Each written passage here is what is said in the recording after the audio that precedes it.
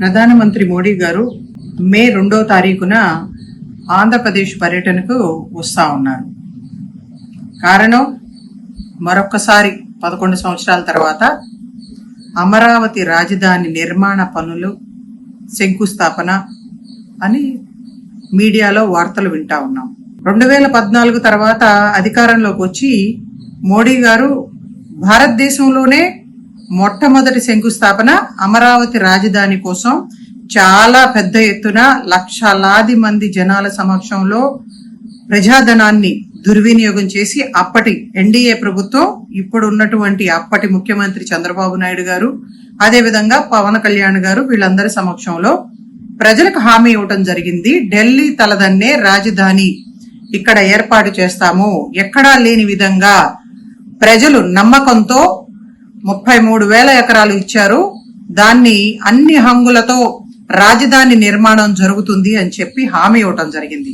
మళ్ళీ 11 సంవత్సరాల తర్వాత చాలా పెద్ద ఎత్తున లక్షలాది మంది ప్రజల సమక్షంలో మళ్ళీ శంకుస్థాపన కార్యక్రమాలు ఏంటో మాకెవరికి అయితే అర్థం కావట్లేదు.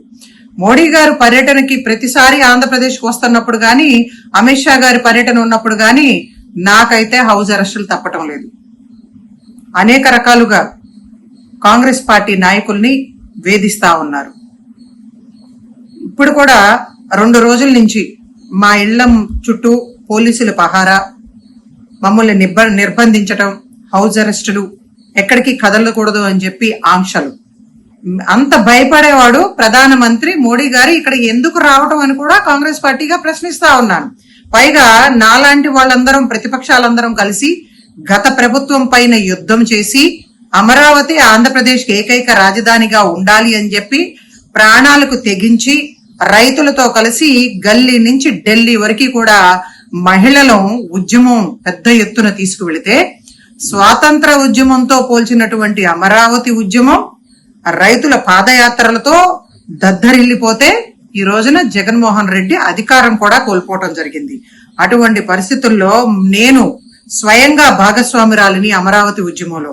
అటువంటి నన్ను కూడా అమరావతి రాజధాని పనులకి శంకుస్థాపన చేయడానికి మోడీ గారు వస్తే, ఆయనకి చిత్తశుద్ధి ఉంటే, మీ ఎన్డీఏ ప్రభుత్వానికి ఆంధ్ర రాష్ట్ర అభివృద్ధి కాంక్షిస్తే, రైతుల త్యాగాలను గౌరవిస్తే, మాబోటి వాళ్ళందరినీ కూడా ఆహ్వానించి చాలా గౌరవించాల్సింది పోయి, అంతకుముందు శంకుస్థాపన చేసినప్పుడు మట్టి నోళ్లు తీసుకువచ్చి మా నోట్లో కొట్టినటువంటి మోడీకి ఆహ్వానాలా?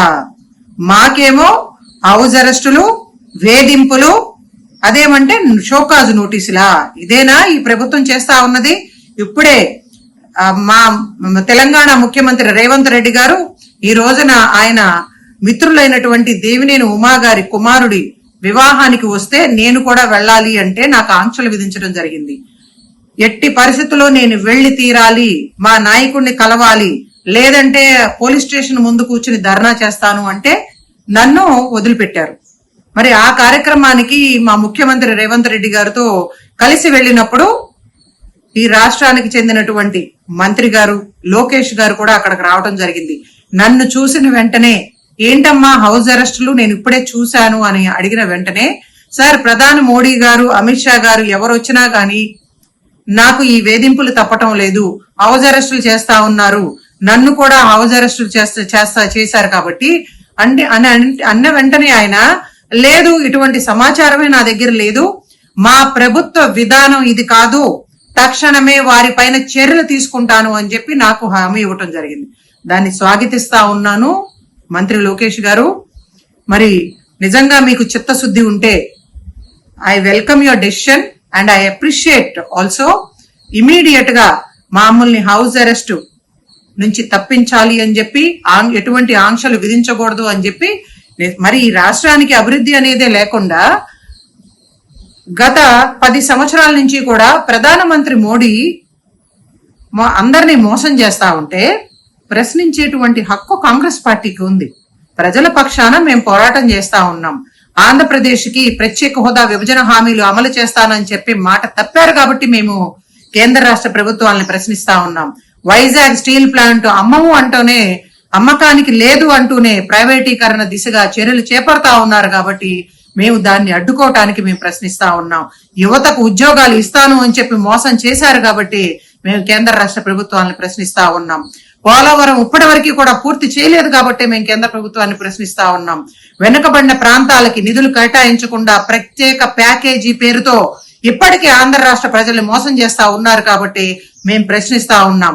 మమ్మల్ని అడ్డుకోవాలని చూడటం అనేది నిజంగా ప్రజాస్వామ్యానికి విరుద్ధం అని చెప్పి కూడా ఈ కేంద్ర రాష్ట్ర ప్రభుత్వాలకు తెలియజేస్తూ, ఎట్టి పరిస్థితుల్లో మోడీకి ఆంధ్ర రాష్ట్రానికి వచ్చే అర్హతే లేదు అని చెప్పి మరొక్కసారి తెలియజేస్తూ, ఏమిచ్చాడని చెప్పి, ఏమి తీసుకురాబోతా ఉన్నాడు అని చెప్పి రేపు వేదిక మీద మరొక్కసారి మీరందరూ కూడా ఆంధ్ర రాష్ట్ర ప్రజలు నోట్లో బూడిద కొడతానిక ఇక్కడికి వస్తా ఉన్నారు. మీరు ఇచ్చినటువంటి హామీలు 2014 నుంచి ఇప్పటి వరకు కూడా ఏ ఒక్కటి కూడా నెరవేర్చలేదు. ముఖ్యంగా మహిళలకు భద్రత అనేదే లేకుండా పోయింది కాబట్టి గత ప్రభుత్వం పైన మనందరం కలిసి పోరాటాలు చేశాం. పెద్ద ఎత్తున దమనకాండనంతా కూడా మనం నిరసనలు తెలియజేశాం. అదే స్థాయిలో మీరు కూడా వ్యవహరిస్తా ఉంటే ఏం చేయాలి ప్రజలు? అందుకనే ప్రజల పక్షాన కాంగ్రెస్ పార్టీ కేంద్ర రాష్ట్ర ప్రభుత్వాల్ని ప్రశ్నిస్తా ఉంది. మీరు ఎన్ని అడ్డంకులు పెట్టినా, ఎన్ని అవరోధాలు, ఎన్ని నిర్బంధాలు సృష్టించినా సరే మమ్మల్ని ఆపలేరు అని కూడా మేము మరొక్కసారి హెచ్చరిస్తా ఉన్నాం. మెడికల్ ఎంట్రన్స్ టెస్ట్ నీట్ ఫలితాల్లో trend setter NRI Eluru. Day scholar విద్యా విధానంలో ప్రతి సంవత్సరం క్రమం తప్పకుండా ఎంబీబీఎస్ సీట్లు. కె హర్ష సాయి ప్రణవ్ 720 మార్కులకు గాను 705 మార్కులు. కె లక్ష్మీ సాయి లాలస 720 మార్కులకు గాను 610 మార్కులు. బి షణ్ముఖి 720 మార్కులకు గాను 517 మార్కులు. ఈ అద్భుత ఫలితాలు కేవలం 2 సంవత్సరాల ఇంటర్మీడియట్ తో సాధించిన ఫలితాలు మాత్రమే.